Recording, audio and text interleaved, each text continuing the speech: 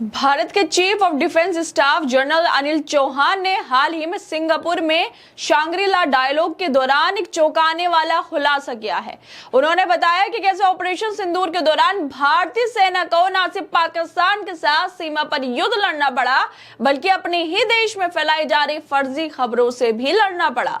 गोदी मीडिया जो फेक खबरें चला रहा था, उसमें सेना का वक्त बर्बाद हुआ। इस ऑपरेशन के दौरान सेना का करीब 15% जो समय था वो झूठी और फर्जी खबरों का जवाब देने में बर्बाद हो गया। ये सुनकर हैरानी होती है कि ऑपरेशन सिंदूर के दौरान भी गोदी मीडिया अपनी टीआरपी के लिए, अपने व्यूज के लिए तनाव के माहौल में सनसनी फैलाने की होड़ में सेना का समय बर्बाद करता रहा।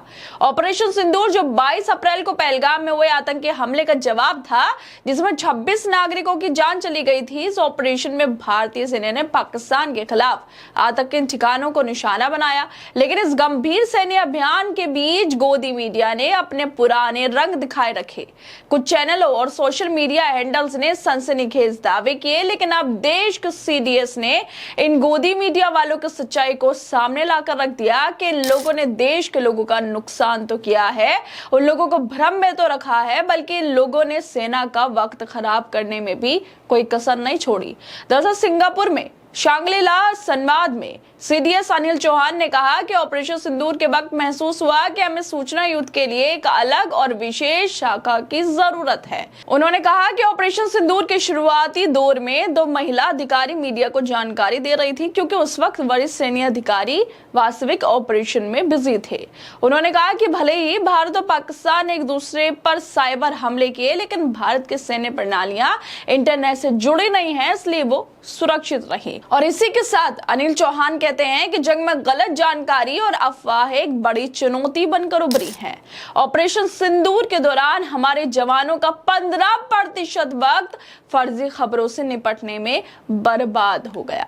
उन्होंने कहा कि हमारी रणनीति ये रही कि बिना जल्दबाजी के पुख्ता तथ्यों और सबूतों के साथ अपनी बात रखी जाए। जब जवान सीमा पर जान जोखिम में डालकर देश की सुरक्षा कर रहे थे, तब उन्हें अपने ही देश की मीडिया की गैर जिम्मेदाराना हरकतों से भी निपटना पड़ रहा था।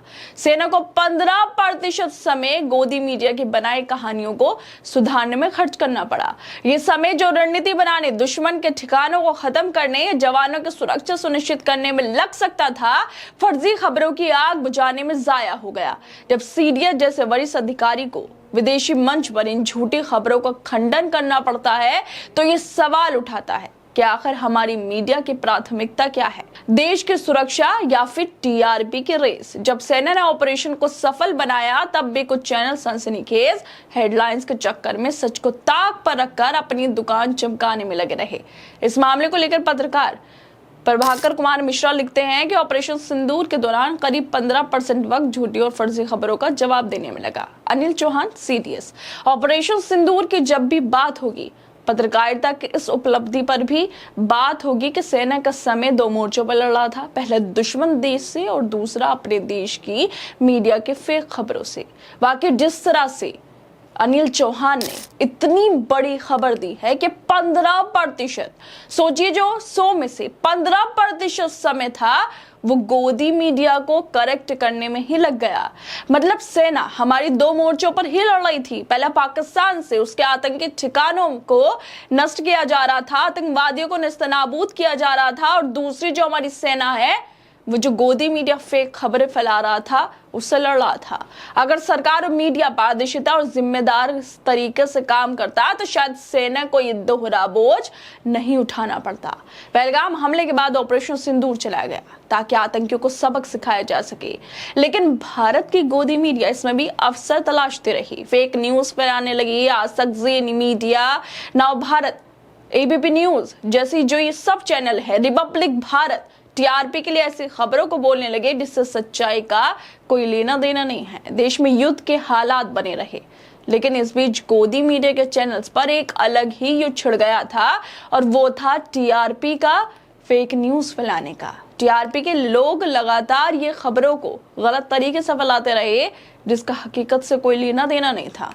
बीच बीच में हमारी सेना भी खंडन करती रही कि ये जो खबरें फैलाई जा रही हैं ये गलत है। खुद सरकार की तरफ से भी कहा गया कि ऐसी खबरें ना फैलाई जाए जिससे भ्रम पैदा हो, लेकिन इसके बावजूद भी इन गोदी मीडिया वालों के लिए अवसर था ऑपरेशन सिंदूर, और इन लोगों ने उस अवसर में खूब फेक न्यूज फैलाई, टीआरपी बटोरी। फेक न्यूज के माध्यम से इन्होंने व्यूज बटोरे, लेकिन इनको जरा सा सेना का ख्याल नहीं आया कि हमारी सेना पाकिस्तान में आतंकियों से लड़ रही है तो उसका वक्त जाया ना किया जाए। जी न्यूज जो ये लिख रहा था कि पाकिस्तान की राजधानी इस्लामाबाद पर कब्जा हो गया, मतलब आप खुद सोचिए, सेना की तरफ से कोई भी आधिकारिक बयान नहीं आया, सरकार ने कुछ नहीं कहा, लेकिन ये जी मीडिया वाले अपनी टीआरपी के लिए घटिया खबरें फैला रहे थे। कह रहे थे इस्लामाबाद पर कब्जा हो गया।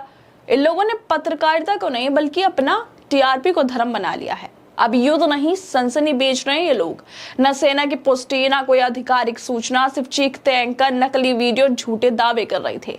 ये चैनल जनता को डर और भ्रम में डाल रहे थे। इसके साथ ही नव भारत वाले भी लिख रहे थे कि पाकिस्तान में घुसी भारतीय सेना, अज्ञात बॉर्डर पर पाकिस्तान में घुस गई सेना। किसी ऑफिशियल स्टेटमेंट से पहले ही लोग फेक न्यूज फैला रहे थे।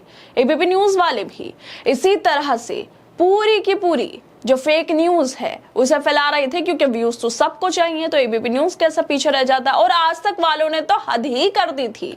उन्होंने तो ये बता दिया था कि जम्मू कश्मीर के राजौरी में आर्मी ब्रिगेड पर जो फिदायीन हमला है वो हो गया है। इन सब लोगों ने हद कर रखी थी ऑपरेशन सिंदूर के बीच में फेक न्यूज फैलाने में, जबकि सेना इन खबरों का खंडन करती रही, इनको खारिज करती रही, लेकिन इसके बावजूद भी ये लोग रुके नहीं और लगातार फेक न्यूज फैलाते रहे, जिससे देश के अंदर, जनता के अंदर भ्रम तो पैदा हुआ ही, लेकिन हमारी सेना जो पाकिस्तान से लड़ रही थी उसका भी समय बर्बाद हो गया।